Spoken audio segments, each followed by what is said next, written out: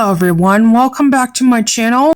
Today we are going to be talking about a case that I'm gonna be honest with you that I totally forgot about a while until one of my favorite YouTubers, Ready to Glare, actually talked about this, and it honestly refreshed my memory about this case because I just remember how all of a sudden and random this case was, if you really think about it, because this was a homeless person that got murdered back in 2021 for literally no reason. Guy wasn't murdered for any particular reason because one lunatic just decided he wanted to see what it was like to kill somebody. So I'm going to actually read out an article right here about the whole situation, and then I'm going to discuss further into what I think about the entire case, because for one, the suspect, Brian Cohee Jr. specifically, he also has a depressive disorder. He also has ADHD, and he's also has autism as well. Let's keep that in mind. And let me tell you, I'm somebody on the spectrum myself as autism goes, and I'm not trying to, I'm not like this fucking lunatic here, but we're gonna read an article, and because this particular story, the headline alone is what's really crazy, so I'm gonna read the headline and you tell me how insane it is. U.S. teen hid head of homeless man he murdered in closet to satisfy fascination with morbid. What? What the fuck? Yeah, that title alone, I don't know why. That is so fucked up, I can't even that is so fucked up, I can't even tell you where... I'm speechless. That's already fucked up that you murdered somebody alone, then to decapitate them after. Bruh. You have to be extremely angry or extremely evil to think this has ever been a good idea. But even with angry people, most angry people do not decapitate people. What the actual fuck? When I hear headlines like that, I expect it in developing countries like in Nigeria or Saudi Arabia. You know what I mean? That you hear stories about people and something that Plague Moth would probably talk about, but nothing. Usually you don't hear stories like this in the US unless it's a fucking murderer or a serial killer, and even murderers nowadays in the US don't go this extreme, and that's really saying a lot. But just read to the article and I'll tell you exactly what I think about the case. Police arrested Brian Cohee in 2021 after discovering the remains of 69-year-old Warren Barnes. The incident, which involved a then 19-year-old Cohee, sparked a local investigation and is documented in the true crime documentary Parents Discover Teen Son's Horrifying Secret on the YouTube channel Explore With Us. The heinous crime involved Cohee decapitating, dismembering, and mutilating Mr. Barnes' body, then bringing some of the body parts home, where they were discovered by his mother. His mother, on a 911 call, told police that the teen had a fascination with the morbid. In addition to the head, Mr. Barnes' hands were also found by Cohee's mother, Terry, decomposing in a separate plastic bag hidden in his wardrobe. Cohee attempted to dispose of the remaining body parts by placing them in the trunk of his car and trying to drive the vehicle into the Colorado River. The documentary showcased police dash cam footage capturing the moment authorities arrived at the Cohee residence. During the police questioning at his home, Cohee was asked, "Your parents have raised concerns about some items they may have found in your room. Can you elaborate?" Cohee responded calmly saying, "Yes, I believe so. A human head and hands from that man who went missing. I killed him with a knife." When pressed further by the officers about his motives, Cohee added, "I always wondered what it would feel like to commit murder." Later, during a painful recollection in a police interview, Terry remembered the moment she discovered Barnes' severed head in her son's closet. She recounted, "I was tidying up his room, putting things away. I came across a plastic container in his closet. As I started digging through it, I found a plastic bag. Curious, I picked it up, feeling its weight, and noticed it was infested with maggots. I took it to the sink, noticing it was doubled bagged. I opened the first bag, but couldn't bring myself to open the second. I immediately called his father and said, 'You need to come over right now.'" Cohee's parents subsequently dialed 911 to report the horrifying find, even acknowledging to the dispatcher that their son had displayed a disturbing fascination with death and morality. Cohee confessed to using a kitchen knife to end Barnes' life and revealed that he had been contemplating taking someone's life for 6 months beforehand. He further disclosed his intent to target a homeless individual or a prostitute, believing that their absence would likely go unnoticed. In another part of the documentary, Cohee recounted the grisly details of his crime to investigators, displaying no signs of emotion or remorse. He said, "It was the night of February 27th. It was a full moon, and I figured I could see so well, why not try it out? I am in a bad state of mind at that time. I have a major depressive disorder. I was driving around and I saw a shape, and I am like, oh, interesting. I'm like, that's a homeless person. So I grabbed my knife. I put on 3 layers of gloves because plastic gloves can betray their users because they're so thin. I took the knife, I pulled back the canvas and stabbed his neck. At first, he was in a state of panic asking, 'What are you doing? Why?' But I just continued stabbing his neck," he recounted to investigators. He described himself as growling and making animalistic noises as he inflicted the wounds on Barnes. He then chuckled as he provided nauseating details of how he dismembered the man's body, followed by an apologetic remark, "Sorry, that's morbid," directed at the investigators. Cohee appeared eager to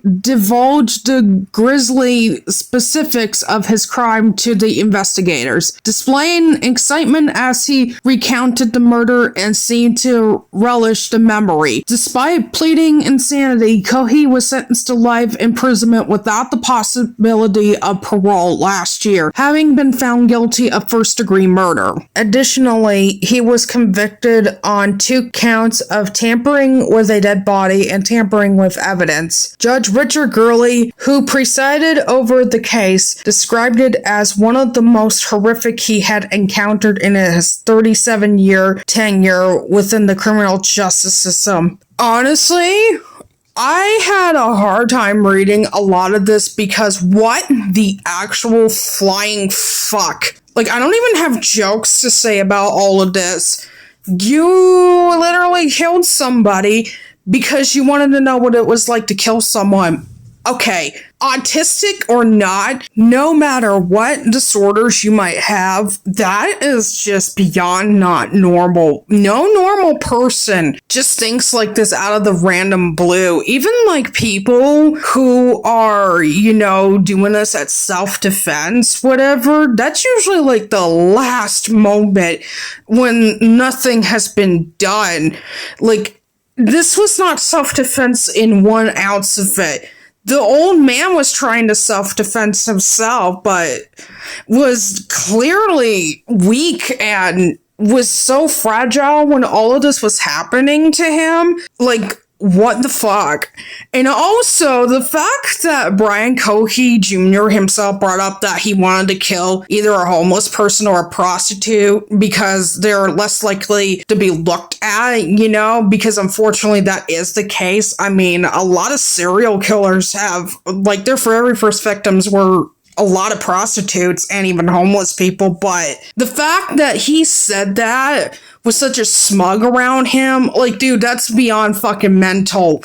And by the way, The people that actually noticed that Warren Barnes was missing were actually people that noticed that he was gone, and they were like complete, total strangers, really. Like, if you look at this footage right here. How do you know Warren? I own Monique's Bridal downtown, and I give him a chair to sit and read his books. When was the last time you saw him? Saturday, 5 o'clock. I said, I'll see you tomorrow, Warren, and he was like, okay, meaning he planned on coming down on Sunday, and then he did not show up. So I'm thinking if they saw him Saturday, maybe it happened more up there, because it's weird. He would never come down here. He would never come all the way down here. He doesn't have a camp down here or anything? No, he worked for People Ready, and someone found the wallet and called People Ready this morning, and they said that everything looked like it was in there, because he doesn't have much, and I just gave him $20 for beer, so I know that he had maybe a couple bucks. So they found his wallet just down here at the boat ramp? Monique Lenardi has forged a special friendship with Warren over the years. What raised concern with you today to report him missing? Because the place People Ready called to see if I had seen him, because he didn't show up for work, and he's never once not shown up for work in the 4 years he's been working for them. So I said no, and that I hadn't seen him since Saturday. He's camping down here? No, she's never seen or heard of him being down here. That's why I'm freaked out, because there's no way he walked all the way down here in his wallet. So in how many years? 4 years. Yeah, that's as long as I've known him.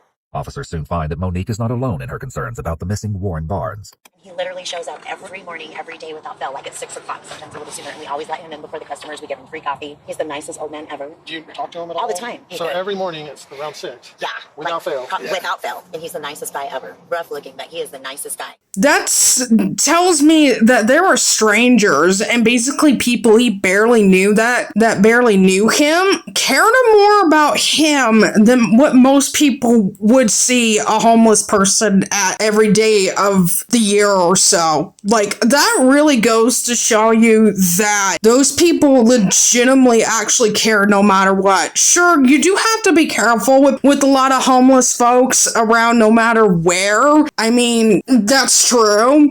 However, the thing is, a lot of them are victimized far more than you would assume. And this is just one example right here. A man has been dead for 3 years because one lunatic decided, oh gee, this is a good idea to do because I've always wanted to do this by murdering somebody, and I take the most vulnerable person. like, what the actual fuck? And I'm just gonna say this, and somebody on the autism spectrum, myself, like this jackass here, this is not us, okay? I'm just gonna make this right here. No, that's not us. We don't claim him as us, okay? Because this is beyond fucked up right here.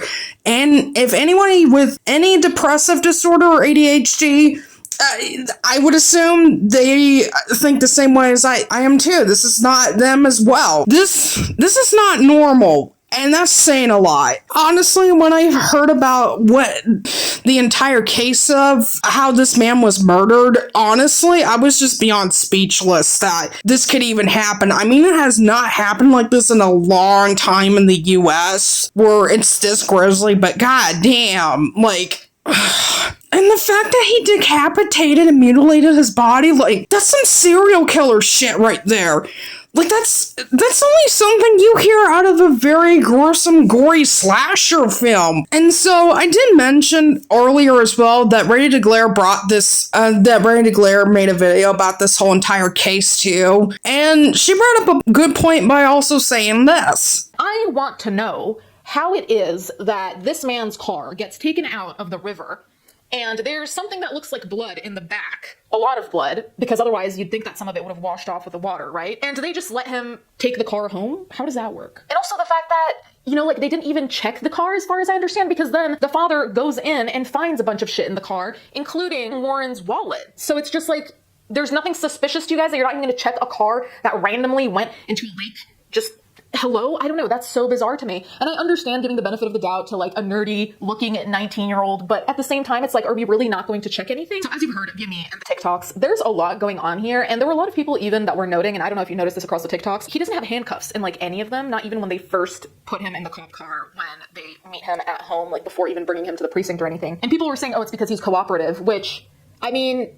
I don't know. Do you really want to be taking that risk? Like, does that add up to anyone? I don't know what the whole procedure is with when you're supposed to handcuff or not, but you best believe if I'm with someone who dismembered a person, I will want handcuffs, if not glass between us, not just chillin', asking him what's up. I'm sorry, but what the fuck is she wrong about that? There is nothing normal. even if he was cooperating, you should have fucking handcuffed him. I don't know if it maybe because this was happening in a very more small area or a small town where this all happened, but I don't care. In conclusion, I'm glad that Brian Cohee Jr. is locked up for life and is not gonna ever be released. Thank fucking God. But one man lost his life, and I don't know if Warren Barnes' family has ever kept contact with him before all of this happened, but if they have, I feel sorry for them that they had to lose a family member over some fucking lunatic.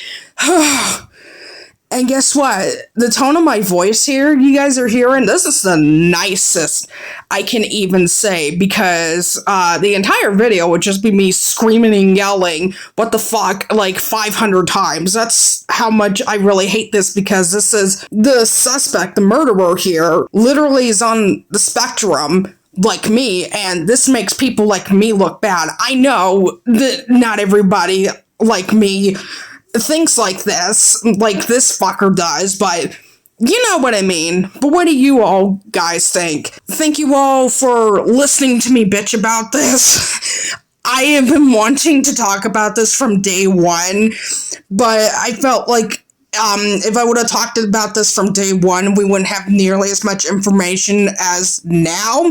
I want to thank you all for listening to me rant about this. If you like my channel, my content, you can hit the like button on my videos and subscribe to my channel. I also have my link tree down below where you can go support me on Patreon, and also have my art shops and social medias down below. That's really all I have to say. I hope you guys are having a better day, and take care.